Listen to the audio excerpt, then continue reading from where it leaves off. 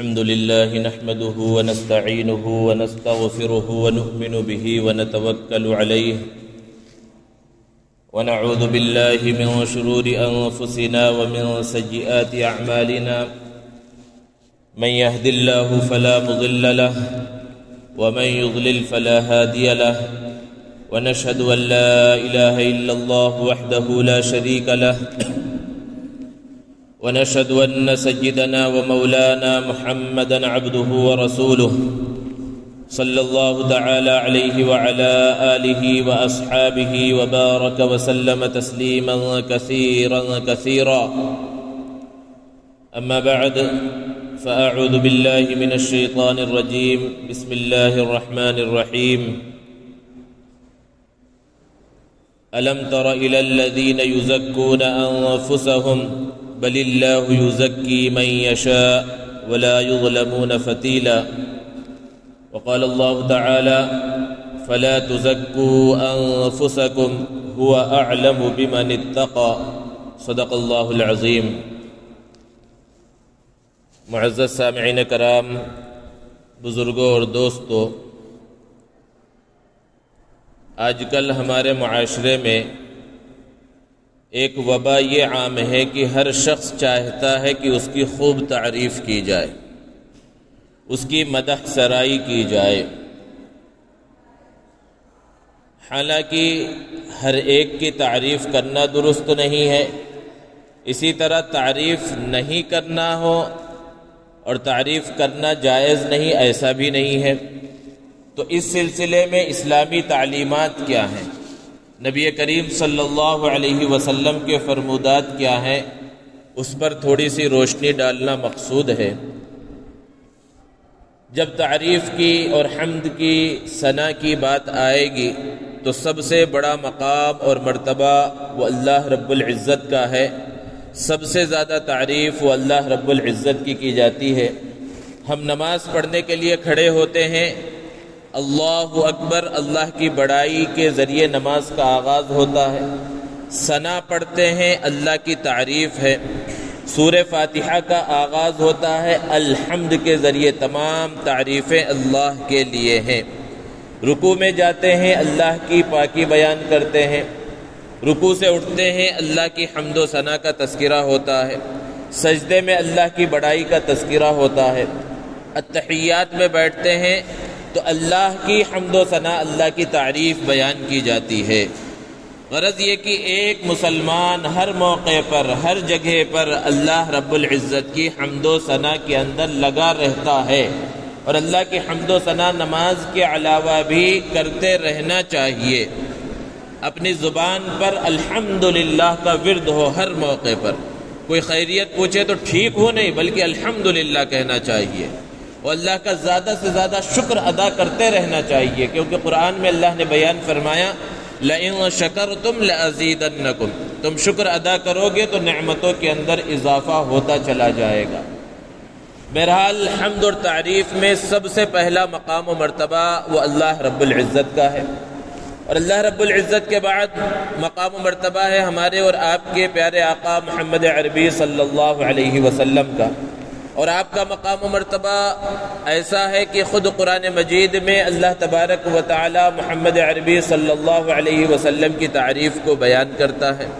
اور جگہ جگہ پر اللہ کے رسول صلی اللہ علیہ وسلم کی نعت بیان کی گئی. آپ صلی اللہ علیہ وسلم کی صفات کا تذکرہ کیا گیا، آپ صلی اللہ علیہ وسلم کے اخلاق کا تذکرہ کیا گیا. صحابہ کرام رضوان اللہ تعالی علیہ مجمعین اللہ کے رسول صلی اللہ علیہ وسلم کی تعریف بیان کرتے تھے. آپ سیرت کی کتابوں کو اٹھا کر دیکھیں، شمائل کی کتابوں کو اٹھا کر دیکھیں، آپ صلی اللہ علیہ وسلم کے ایک ایک انداز کو صحابہ نے بیان کیا. آپ کے کھڑے ہونے کا انداز، آپ کے بیٹھنے کا انداز، آپ کے ٹیک لگانے کا انداز، آپ صلی اللہ علیہ وسلم کے بات کرنے کا انداز، آپ صلی اللہ علیہ وسلم سے لوگوں کے مصافحہ اور معانقہ کرنے کا انداز. غرض یہ کہ ایک ایک چیز اللہ کے رسول صلی اللہ علیہ وسلم کی بیان کی گئی. یہاں تک کہ صحابہ نے یہ تک بیان کیا کہ آپ صلی اللہ علیہ وسلم کی مبارک داڑھی کے اندر کتنے بال سفید تھے، یہ تک آپ کو احادیث کی کتابوں میں ملے گا. اور حضرت حسان بن ثابت رضی اللہ تعالی عنہ جو شاعر رسول ہیں، وہ اللہ کے رسول صلی اللہ علیہ وسلم کے سامنے آپ صلی اللہ علیہ وسلم کی تعریف اشعار میں بیان کیا کرتے تھے۔ تو اللہ اور رسول کی تعریف، اس کے اندر تو کوئی نہ اشکال ہے اور نہ اس کے اندر کوئی کسی کو اعتراض ہے، بلکہ یہ تعریف تو ہونا ہی ہونا ہے۔ لیکن اللہ اور رسول کی تعریف کے بعد عام لوگوں کی جب تعریف کرنا ہے تو اس کے اندر پھر ہمیں شریعت کے حکم کو اپنے سامنے رکھنا ہوگا کہ تعریف کی حد کیا ہے، کتنی تعریف ہونی چاہیے، کتنی نہیں ہونی چاہیے، کس کی تعریف ہونی چاہیے اور کس کی تعریف نہیں ہونی چاہیے۔ تعریف کرنا کسی شخص کی اس وقت جائز ہے جب ایسے اوصاف اور ایسے کلمات کے ذریعے تعریف کی جائے کہ وہ صفات اس شخص کے اندر حقیقت میں موجود ہوں، ان صفات کے ساتھ وہ شخص متصف ہو، وہ کمالات اس کے اندر پائے جاتے ہوں، وہ خوبیاں اس کے اندر پائی جاتی ہوں، پھر ان خوبیوں کو بیان کر کے کسی کی تعریف کی جائے تو یہ تعریف درست ہے۔ لیکن اس میں بھی یہ شرط ہے کہ تعریف کرنے کی وجہ سے کہیں وہ تکبر میں مبتلا نہ ہو جائے اور اتنی زیادہ خوشی اسے نہ حاصل ہو جائے کہ پھر عمل ہی چھوڑ دے۔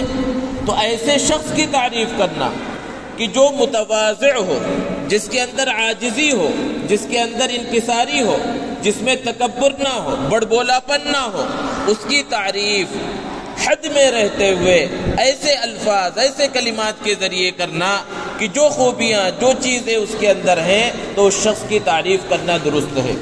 ہمارے لیے تو ہر چیز میں نمونہ اللہ کے رسول صلی اللہ علیہ وسلم ہیں۔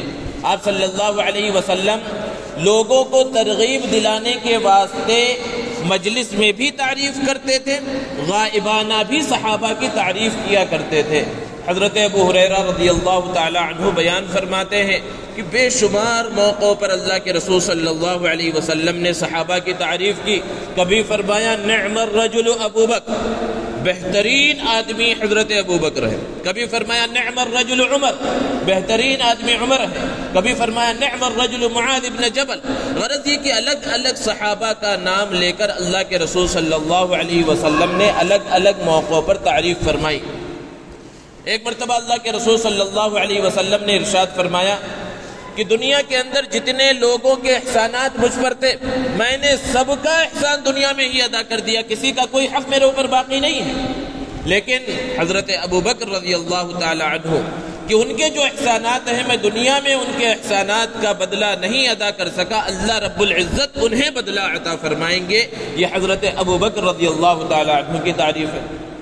ایک مرتبہ فرمایا کہ اگر سارے لوگوں کے نیک اعمال ایک پلڑے میں رکھ دیے جائیں اور حضرت ابو بکر رضی اللہ تعالی عنہ کے نیک اعمال ایک پلڑے میں رکھ دیے جائیں تو ان کے نیکیوں والا پلڑا بھاری ہو جائے گا۔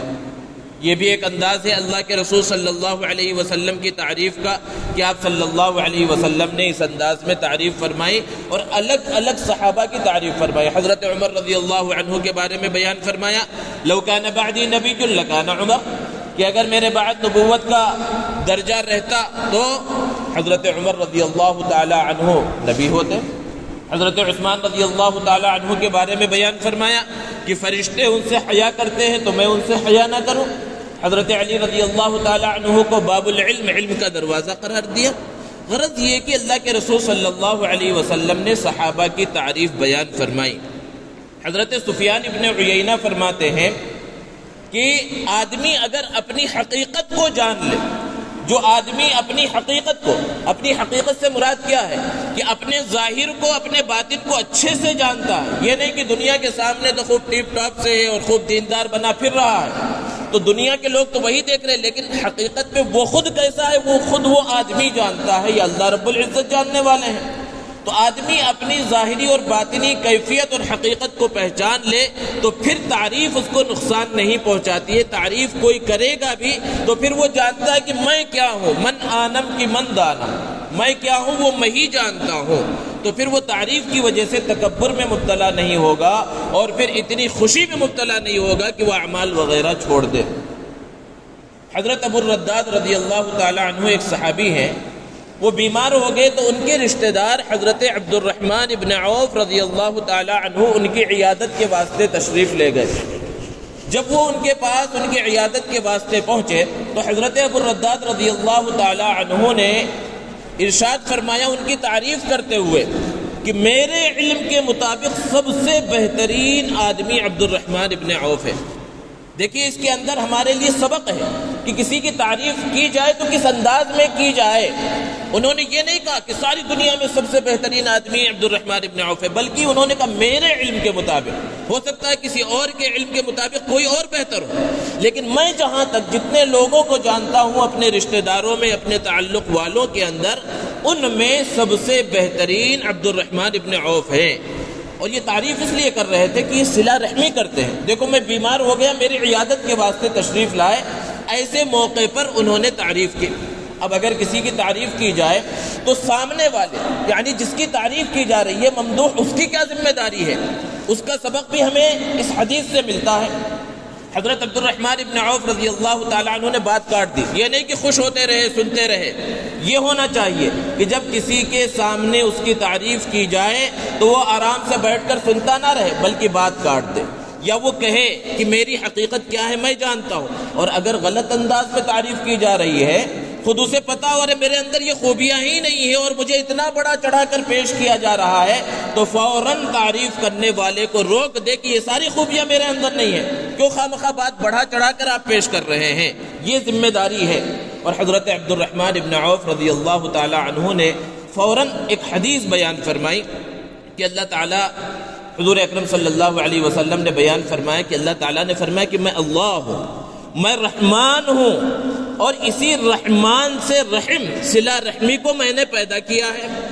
اب جو صلہ رحمی کرے گا، اللہ رب العزت نے بیان فرمایا کہ جو تجھے جوڑے گا میں اسے جوڑوں گا، اور جو تجھے توڑے گا میں اسے توڑوں گا۔ تو عبد الرحمن ابن عوف رضی اللہ تعالی عنہ نے بات کو بدل دیا اور کہا کہ میں یہ جو عمل کر رہا ہوں یہ اللہ کے رسول صلی اللہ علیہ وسلم کی حدیث پر عمل کر رہا ہوں۔ اب سامنے کسی کی تعریف کرنے سے ممانعت آئی ہے کہ کسی کی تعریف اگر کرنی بھی ہو تو اس کے پیٹھ پیچھے کی جائے، لیکن ہمارا حال تو بالکل برعکس ہے، سامنے خوب تعریف کریں گے اور جیسے ہی وہ تھوڑا سا پیچھے گیا، وہ کتنے پانی میں ہم کو سب معلوم ہے، ابھی وہ مجلس سے بھی نہیں نکلا، تو یہ کہتے ہیں دوغلا پن، اسے کہا جاتا ہے منافقت۔ یہ آج کل چلتا ہے، لیکن ہونا کیا چاہیے کہ تعریف اصل میں پیٹھ پیچھے ہو۔ اللہ کے رسول صلی اللہ علیہ وسلم نے بہت سے صحابہ کی تعریف ان کی غیر موجودگی کے اندر بیان کی، اور سامنے بیان کرنے کا مقصد دوسروں کو ترغیب دلانا ہوتا ہے۔ جیسے کہ جلسہ چل رہا ہو مدرسے کے بچوں کا، اسکول کے بچوں کا، کوئی بچہ اچھا پڑھے تو اس کی تعریف لوگوں کے سامنے، دوسرے طلباء کے سامنے، طالبات کے سامنے اس لیے کی جاتی ہے تاکہ دوسروں کے اندر شوق پیدا ہو۔ یہ نہیں کہ اسے اتنا بڑھا چڑھا دیا جائے کہ وہ تکبر کے اندر مبتلا ہو جائے اور پھر یہ سمجھنے لگے میں سب سے بڑا ہوں، مجھے سب کچھ آتا ہے، اور پھر دوسروں کی عزت اور مرتبے کا پاس و لحاظ نہ رکھے۔ ایسی تعریف نہیں کی جانی چاہیے، بلکہ دوسروں کو ترغیب دلانے کے واسطے، دوسروں کو بھی پڑھائی سے قریب کرنے کے واسطے بچوں کی بھی تعریف کی جاتی ہے۔ تو سامنے تعریف اصلاً نہیں کرنا چاہیے، لیکن یہاں صحابی رسول حضرت ابو الرداد نے عبد الرحمن ابن عوف رضی اللہ تعالی عنہ کے سامنے تعریف کی، کیونکہ انہیں پتا ہے، عبد الرحمن ابن عوف رضی اللہ تعالی عنہ کو جانتے ہیں کہ وہ صحابی رسول ہیں، وہ متکبر نہیں ہے، وہ متواضع انسان ہے، وہ عاجزی پسند کرنے والے انسان ہیں۔ میں تعریف کروں گا تو وہ تکبر میں، عجب میں مبتلا نہیں ہوں گے، انہیں پتا تھا، اس لیے انہوں نے ان کے سامنے تعریف کی، اور پھر انہوں نے بھی عمل کر کے دکھلایا کہ تعریف پر خوش نہیں ہوئے بلکہ بات کو فوراً موڑ دیا اور ایک حدیث کی طرف لے گئے، اللہ کے رسول صلی اللہ علیہ وسلم کے فرمان کی طرف لے گئے۔ تو ہمارے لیے صحابہ کی زندگی، اللہ کے رسول صلی اللہ علیہ وسلم کی زندگی ہر چیز کے اندر نمونہ ہے۔ تو تعریف اصلاً غائبانہ کی جائے، ایسے الفاظ کے ذریعے تعریف کی جائے، ایسے کلمات کے ذریعے، ایسے خوبیوں کے ذریعے کہ وہ خوبیاں اس شخص کے اندر ہو بھی اور ساتھ ہی ساتھ اس کے تکبر میں مبتلا ہونے کا اندیشہ نہ ہو، تو کسی کی تعریف حد میں رہتے ہوئے کرنا درست ہے۔ اب تعریف کرنا کب درست نہیں؟ کسی کو معلوم ہو کسی کے بارے میں کہ اگر اس کی تھوڑی سی تعریف کر دی جائے گی تو پھر جتنا عمل یہ کر رہا ہے وہ اتنا بھی نہیں کرے گا. 50 لوگوں کو وہ کہتا ہوا پھرے گا، ارے فلاں نے میری تعریف کی، فلاں جلسے میں میری تعریف ہوئی، میں فلاں کے ساتھ بیٹھا. کسی کے بارے میں اگر یہ معلوم ہو تو ایسے شخص کی تعریف کرنا درست نہیں ہے، کیونکہ اس کی وجہ سے وہ تکبر میں مبتلا ہوگا. اور تکبر کتنا بڑا گناہ ہے. اللہ کے رسول صلی اللہ علیہ وسلم نے بیان فرمایا، من تکبر وضعہ اللہ، جو تکبر کرتا ہے اللہ رب العزت اسے گرا دیتے ہیں، اس کی حیثیت کو دنیا کے اندر ختم کر ڈالتے ہیں. اللہ کے رسول صلی اللہ علیہ وسلم کی مجلس میں ایک شخص نے دوسرے شخص کی تعریف کی تو آپ صلی اللہ علیہ وسلم نے سخت انداز میں بیان فرمایا، قد قطعت عنق صاحبک.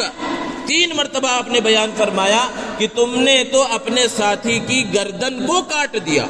یعنی سامنے تعریف کر کے تم نے اسے بہت زیادہ تکلیف پہنچائی، کیونکہ ہو سکتا ہے تمہارے تعریف کرنے کی وجہ سے اب جس چیز پر اس کی تعریف کی گئی تھی وہ کام اب کرنا چھوڑ دے. تو اتنے سخت انداز میں اللہ کے رسول صلی اللہ علیہ وسلم نے بیان فرمایا. ایک موقع پر اللہ کے رسول صلی اللہ علیہ وسلم نے ارشاد فرمایا، ایاکم والتمادح، آپس میں ایک دوسرے کی بہت زیادہ تعریف کرنے سے بچو، ایک دوسرے کی بہت زیادہ تعریف کرنے سے بچو. کیوں؟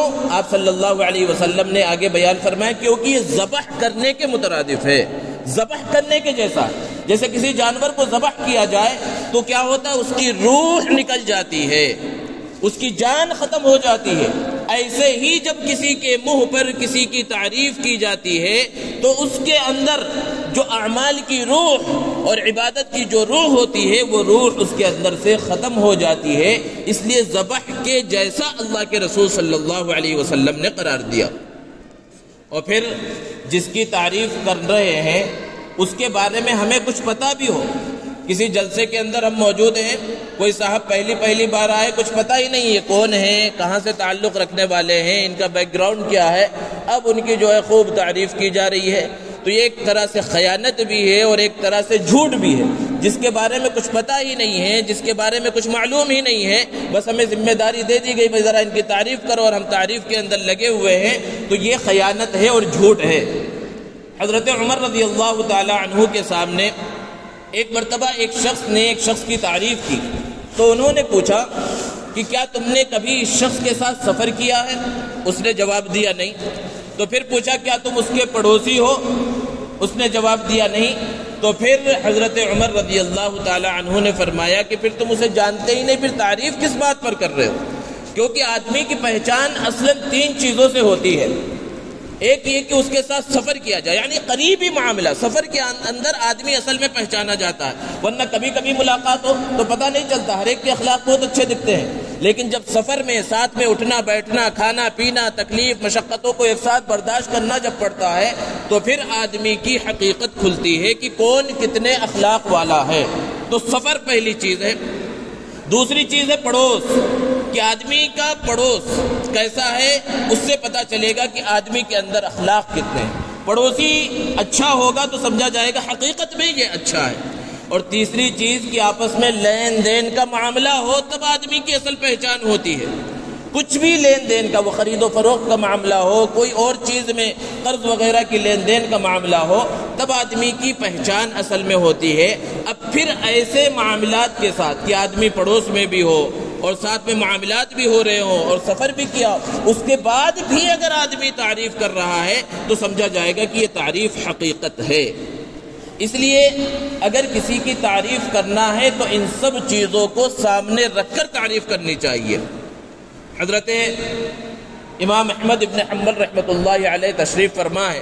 ایک شخص خراسان سے آیا اور اس نے آ کر کہا الحمدللہ الذی رأیتک، تمام تعریفیں اس اللہ کے لیے ہیں کہ جس کی وجہ سے میں نے آپ کو دیکھ لیا، یعنی اس پر خوب آپ کی تعریف کر رہا، اللہ کا شکر ادا کر رہا. بہت سے لوگ ایسے دوسروں سے ملتے رہے، بھائی آپ سے مل گیا، آپ سے ملاقات ہو گئی، میری زندگی کامیاب ہو گئی، میرا دن اچھا گزرے گا، اس انداز میں لوگوں کی تعریف کرتے ہیں. تو ایسے ہی امام احمد ابن حنبل رحمۃ اللہ علیہ کے پاس جب وہ شخص پہنچا تو اس انداز میں اس نے تعریف کی کہ میری تو زندگی کامیاب ہو گئی، آپ کو دیکھ لیا، سب کچھ ٹھیک ہو گیا. تو انہوں نے کہا بیٹھو. اب وہ شخص بیٹھا تو اس کے بعد کہا من انا، ذرا بتاؤ میں کون ہوں، تم جانتے کیا ہو میرے بارے میں، میری حقیقت میں کیا ہوں، میری حقیقت کیا ہے یہ میں جانتا ہوں، اور تم جو ہے اس کو اپنی کامیابی کا ذریعہ سمجھ رہے ہو۔ تو اکابر کا، ہمارے اسلاف کا، ہمارے بزرگوں کا یہ حال تھا۔ ایک بڑے عالم کے پاس ایک شخص آیا اور ان کی تعریف کی، تو انہوں نے اس وقت یہی کہا کہ میں کیا ہوں، میری حقیقت کیا ہے اور میرا باطن کیا ہے، اس کو میں جانتا ہوں، تم نہیں جانتے۔ تو تعریف اصلاً جو کی جاتی ہے وہ تعریف ظاہر کو دیکھ کر کی جاتی ہے، باطن کا پتہ تو خود اس شخص کو ہوتا ہے۔ اس لیے اللہ کے رسول صلی اللہ علیہ وسلم نے حدیث مبارکہ کے اندر ارشاد فرمایا ہے کہ اگر تمہیں کسی کی تعریف کرنا ہو تو یقینی انداز میں کسی کی تعریف نہ کرو۔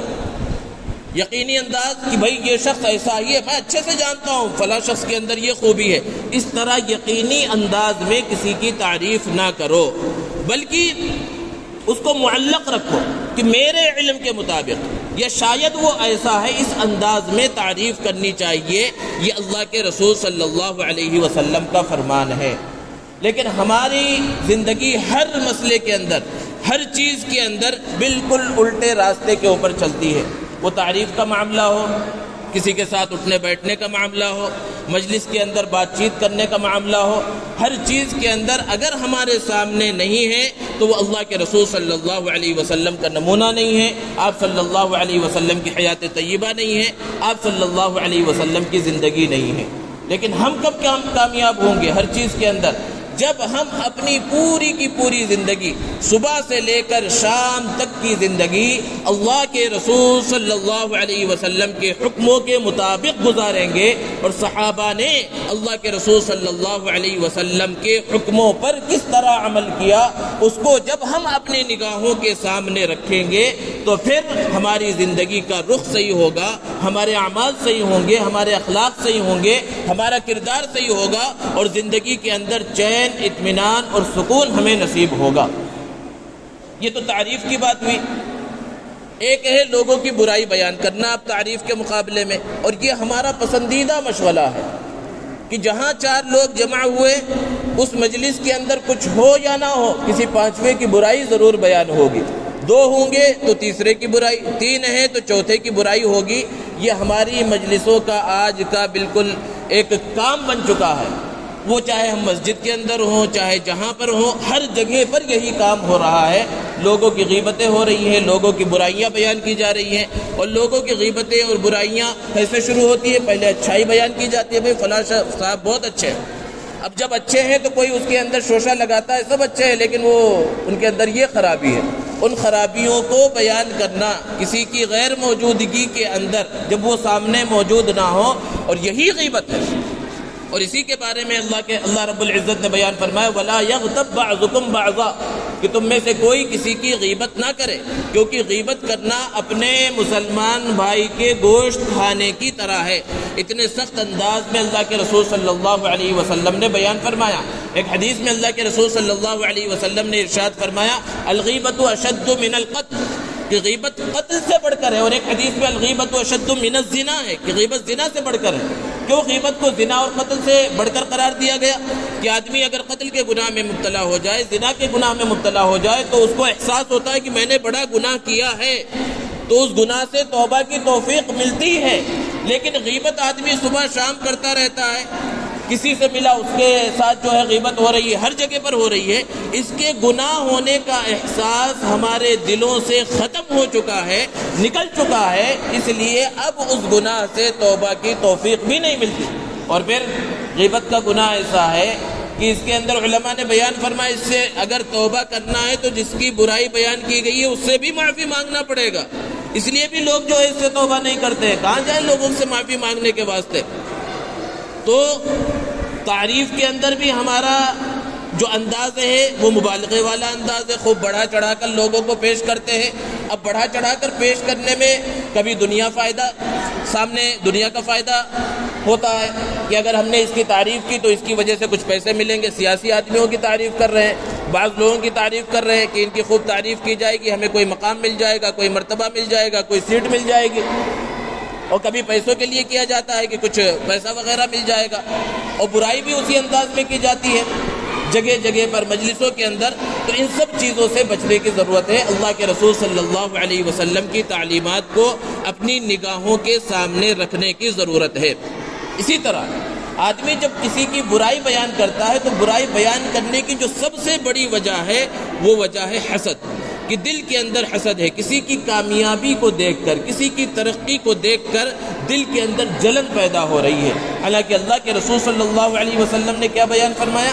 ایاکم والحسد فإن الحسد یأکل الحسنات کما تأکل النار الحطب، کہ حسد سے بچو کیونکہ حسد تمہاری نیکیوں کو ایسے ہی کھا جاتا ہے جیسے کہ آگ لکڑی کو کھا جاتی ہے، کہ اگر آگ کو جلایا جائے تو وہ آگ لکڑی کو بالکل جلا کر راکھ کر دے گی۔ ایسے ہی ہم خوب اعمال کر رہے ہیں، نماز بھی ہے، روزہ بھی ہے، زکوٰۃ بھی ہے، حج بھی ہے، دیگر نفل عبادات بھی ہیں، سب کچھ ہیں، لیکن حسد کی بیماری کے اندر مبتلا ہے۔ کسی کی کامیابی کو دیکھ کر ہمیں خوشی نہیں ہو رہی ہے بلکہ جلن ہو رہی ہے، تو اس کی وجہ سے نیکیاں اس انداز میں حبط ہوتی ہیں، نیکیاں اس انداز میں ختم ہوتی ہیں۔ ہم تو سمجھتے ہیں ہمارا نام اعمال بھرا ہوا ہے نیکیوں سے، لیکن ہمارا نام اعمال اس حسد کی بیماری کی وجہ سے ختم ہو جاتا ہے اور کچھ بھی ہمارے اندر باقی نہیں رہتا۔